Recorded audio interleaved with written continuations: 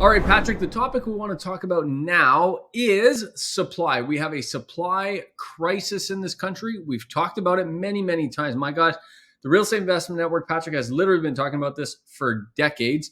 It's gotten worse, not better, despite all the headlines and the crap that the politicians are spewing out there. It's only getting worse, not better.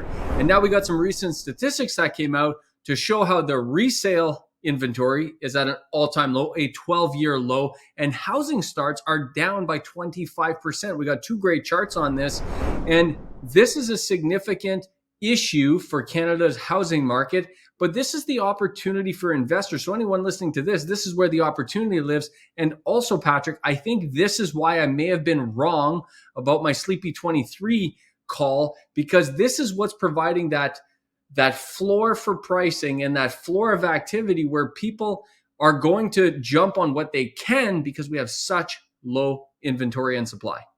Well, there's lots of conversation about the supply issue. Here's the fundamental thing: is that everybody's looking for a single reason. They want to, lots of blame going to investors. New stats released around investors and what they've been investing in the East Coast and Maritimes, and the same within British Columbia. Let's put it this way: investors are now being monitored, or they're starting to publish numbers. Stats Canada is starting to publish numbers. So what happens is all those individuals who can't buy that first-time home, or are having trouble finding or buying a home, looking at supply, are now blaming real estate investors. Well, what's interesting about that conversation, of course, is that you need those real estate investors, and I'm talking about the moms, the pops, the individuals who are doing it, not the big corporations that are buying real estate.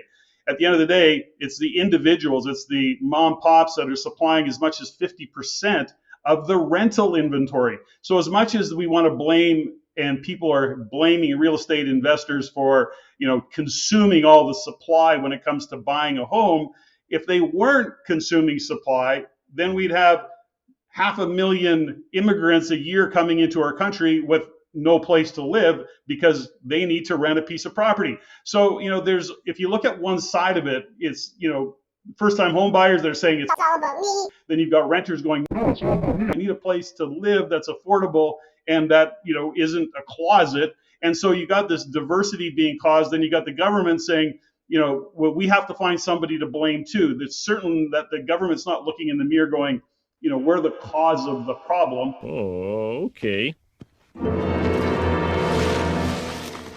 Three levels of government. Now we're starting to see we'll solve this problem. And I always go back to when you're looking at the government to solve the problem, who were actually the same government that caused the problem, that isn't going to work so well. So we look at it from a real estate investor point of view, forget the politics, forget that drama. There's a huge opportunity for real estate investors in terms of, finding those deals and then investing in those properties to be the rental housing providers that we need.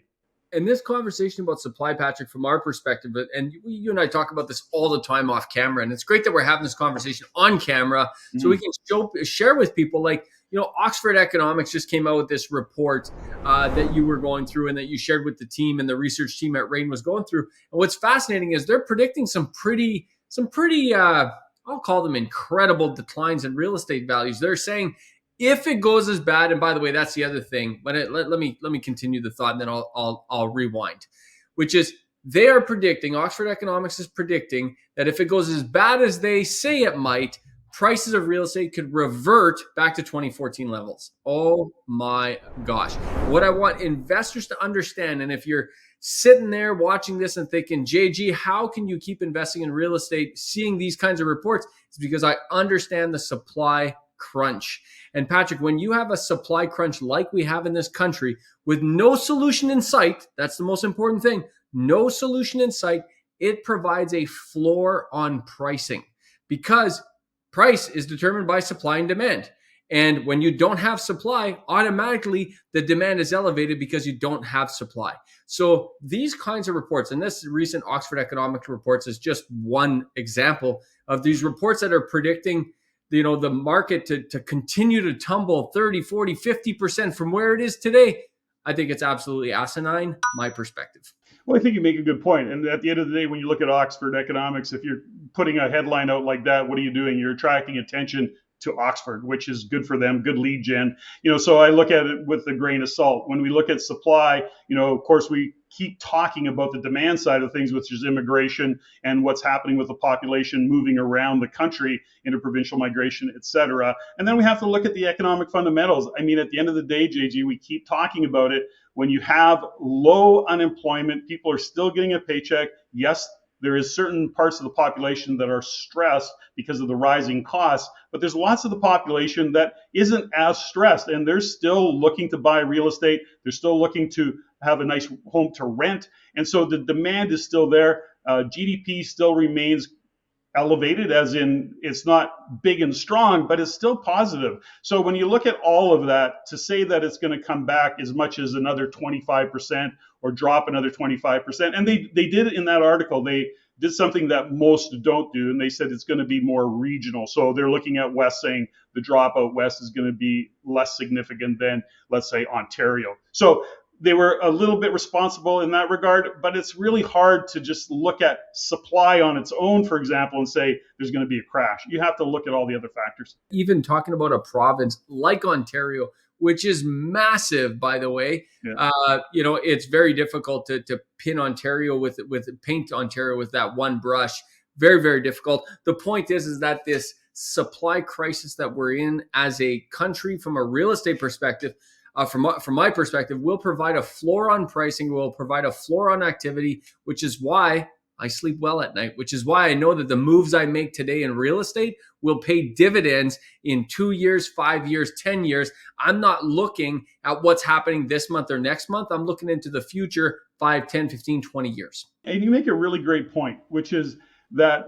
Whoa, can you say that again? I don't think I've ever heard you say that before. Okay, JG, you make a really good point. And that is that if you're driven by... Can we rewind this? Can we play that again and again, producers, please?